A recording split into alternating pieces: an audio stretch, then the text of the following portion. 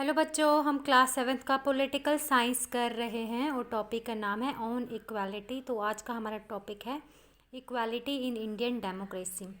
तो जैसे कि हमें पता है हमारा जो इंडिया है वो डेमोक्रेटिक कंट्री है। तो मतलब ये हुआ कि यहाँ पे जितने भी लोग हैं सब लोग कानून की नज़र में इक्वल हैं। तो जो हमारा इंडियन कॉन्स्टिट्यूशन है वो भी हर पर्सन को इक्वल मानता है। इसका मतलब ये हुआ जो भी इंडिविजुअल है कंट्री में, चाहे वो मेल हो फीमेल हो, चाहे वो किसी भी कास्ट को बिलोंग करते हो, रिलीजन को बिलोंग करते हो, ट्राइब को बिलोंग करते हो, या कोई भी उनका एजुकेशनल या इकोनॉमिक बैकग्राउंड हो, उनको इक्वल माना गया है। चाहे वो पढ़ा लिखा हो अनपढ़ हो, सब लोग क्या है बराबर हैं। तो इसका मतलब ये नहीं है कि इनइक्वालिटी यहाँ पे है ही नहीं, इनइक्वालिटी होती है यहाँ पे।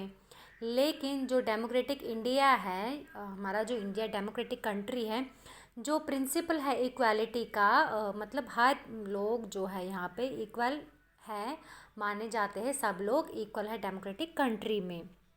तो पहले पहले जो लॉ थे, मतलब पहला ऐसा कोई लॉ था ही नहीं, एग्जिस्ट करता ही नहीं था कि लोगों को डिस्क्रिमिनेशन या इल ट्रीटमेंट से प्रोटेक्ट किया जाए। तभी तो पहले के टाइम में क्या होता था, ये इंडिपेंडेंस से पहले की अगर हम बात करेंगे तो उस टाइम पे लोगों के साथ कैसा बुरा बर्ताव होता था, कैसे उनको अनइक्वल ट्रीटमेंट मिलता था।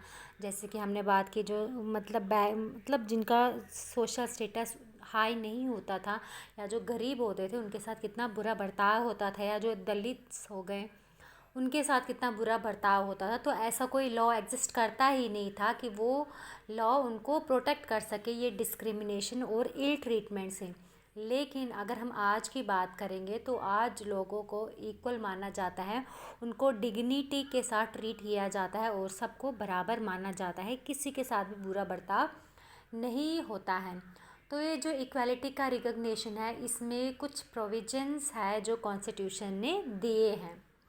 पहला प्रोविज़न कॉन्स्टिट्यूशन ने ये दिया है कि हर पर्सन जो है वो लॉ के सामने इक्वल है, मतलब सब लोग क्या है लॉ के सामने बराबर है। फिर चाहे वो कोई भी पर्सन हो, चाहे वो कंट्री का प्रेसिडेंट हो, वो भी बराबर है। किसके बराबर है, जो हमने अभी कांता की स्टोरी पढ़ी थी इसमें बुक में, वो डोमेस्टिक वर्कर जो स्टार्टिंग में हमने स्टोरी पढ़ी थी, चाहे वो कंट्री का प्रेसिडेंट हो या कांता हो, तो सब लोग क्या है, मतलब सभी लोग बराबर है और सभी लोगों को जो लॉज है, जो कानून है, वो ओबे करने हैं। फिर चाहे वो प्रेसिडेंट हो या कोई डोमेस्टिक वर्कर हो, सभी लोगों को जो कानून है वो फॉलो करने हैं।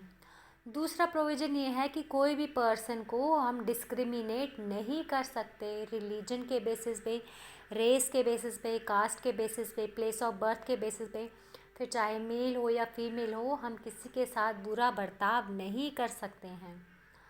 तो फिर तीसरा प्रोविज़न ये है कि हर पर्सन को एक्सेस है, मतलब राइट है कि वो पब्लिक प्लेसेस को एक्सेस कर सके, चाहे वो प्लेग्राउंड हो, होटल्स हो, शॉप्स हो या मार्केट्स हो, सभी लोगों को ये इक्वल राइट है, वो कोई भी पब्लिक प्लेस को एक्सेस कर सकते हैं।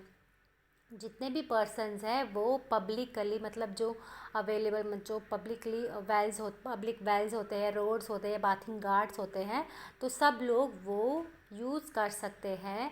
उनको कोई नहीं बोलेगा कि आप छोटी जात के हो या आप गरीब हो, आप काले हो या आप इस जगह से बिलोंग करते हो तो आपको ये वेल यूज़ नहीं करना है या ये रोड या ये बाथिंग गार्ड यूज़ नहीं करना है, ऐसा नहीं है। चौथा ये है अनटचेबिलिटी को एबॉलिश कर दिया है। हमारे कॉन्स्टिट्यूशन में क्या है कि ये जो अनटचेबिलिटी है ये एबॉलिश कर दी, मतलब ख़त्म कर दी। पहले के टाइम पे क्या होता था, अनटचेबिलिटी बहुत होती थी। जैसे जो वो होते थे दलित्स होते थे, उनको वो किसी हाई कास्ट वाले को टच नहीं कर पाते थे। ऐसा बोला जाता था कि अगर उनको टच करेंगे तो वो हाई कास्ट वाले क्या हो जाएंगे, गंदे हो जाएंगे, या वो पब्लिक प्लेसेस को मतलब टच नहीं कर पाते थे। जैसे अभी मैंने वेल की बात की या रोड्स की, तो वो उनको वो यूज़ करने नहीं दिया जाता था। उन माना जाता था कि ये लोग क्या कर देंगे, जो दलित्स है या अनटचेबल्स है, ये क्या कर देंगे, ये चीज़ें गंदी कर देंगे। तो अब क्या कर दिया है, ये जो अनटचेबिलिटी है ये पूरी तरह से इन्होंने ख़त्म कर दी, गवर्नमेंट ने ये ख़त्म कर दी। और अगर कहीं पे ये प्रैक्टिस हो रही है तो उसके लिए उसको पनिशमेंट मिल मिल सकती है उस पर्सन को। तो आज के लिए इतना ही, फिर हम इसके आगे हम कल कंटिन्यू करेंगे कि गवर्नमेंट ने क्या क्या स्टेप्स उठाए हैं। ये सब जो डिस्टिंक्शंस होती रहती है लोगों के बीच में, इसको हटाने के लिए गवर्नमेंट ने क्या क्या स्टेप्स उठाए हैं, तो ये हम कल पढ़ेंगे। आज के लिए इतना ही। Thank you.